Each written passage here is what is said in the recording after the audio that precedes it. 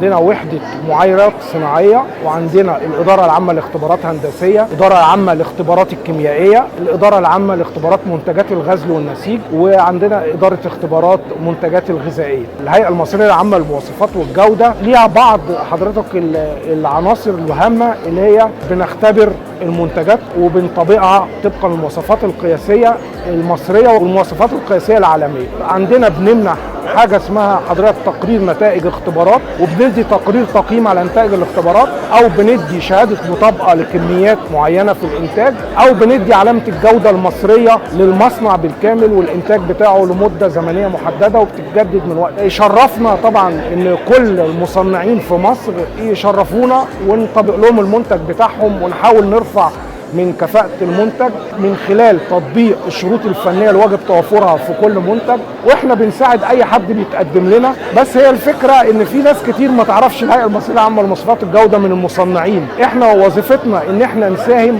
في رفع مستوى الجودة والكفاءة للمنتج.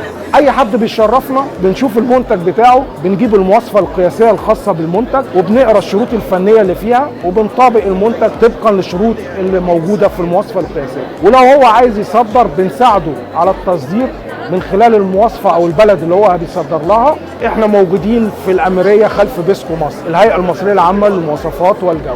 اهلا وسهلا بيكم في اي وقت.